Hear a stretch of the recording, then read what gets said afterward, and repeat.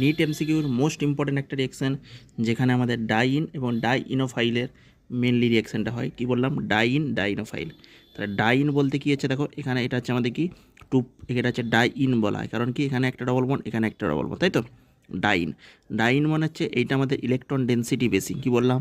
এখানে ইলেকট্রনের যে ডেনসিটিটা বেশি। আর ডাইইনোফাইল, যেখানে ইলেকট্রনের ডেনসিটি আমাদের কম, সেটা হচ্ছে ডাইইনোফাইল বলা হচ্ছে। এটাকে বলি ডাইন, এটাকে বলি ডাইনোফাইল। যেহেতু এখানে পাই ইলেকট্রন বেশি আছে, একে ডাইন। আর ডাইইনোফাইল মানে এখানে কম, ইনোফাইল, ওই জন্য ফাইল কথাটা লাস্টে অ্যাড হচ্ছে। ওকে, বুঝতে পারছো? কারণ এখানে ডাইইনোফাইল মানে ডাইনের প্রতি আসক্তি। ওকে, তাহলে এখানে হচ্ছে আমাদের 4n+2 4+2 pi cycloaddition reaction, cycloaddition reaction, cycloaddition. Okay, hit.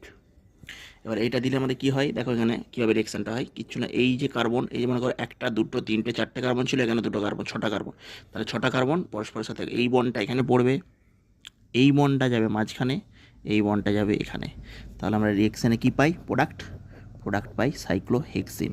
দেখো এখানে যদি আমি নামকরণ করে দিই 1 2 3 4, একটা কার্বন 5, একটা কার্বন 6, মনে করো এটা 1, এটা 2, এটা 3, এটা 4, এটা 5, এটা 6। তাহলে এই বন্ডটা পড়লো, আবার এই বন্ডটা এখানে পড়লো, দিয়ে এই বন্ডটা তৈরি হলো, এই বন্ডটা ফর্মেশন হলো, আর এই বন্ডটা এখানে পড়ে ডবল বন্ডটা তৈরি হলো। তাহলে এটা কি তৈরি হলো?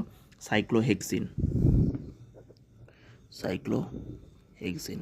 তাহলে ডিল সল্ডার রিয়েকশানে কী তৈরি হয়? সাইক্লোহেক্সিন তৈরি হয়, যদি আমরা এখানে ডাইন টাইটানি আর ডাইনোফাইল।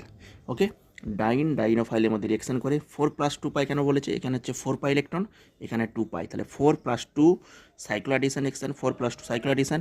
হিট দিলে এটা আমাদের নিটের একটা মোস্ট ইম্পর্টেন্ট একটা ইয়ার এসেছে, এই ইয়ারে আসার সম্ভাবনা প্রবল। এখানে কিছু যদি মনে করো সি ডবল এইচ চা খুশি দেখ, আমাদের দেখার কিছু দরকার নেই, প্রোডাক্টটা কী হবে, এখানে হয়তো দুটো সি ডবল এইচ বড় জোর থাকবে। ওকে।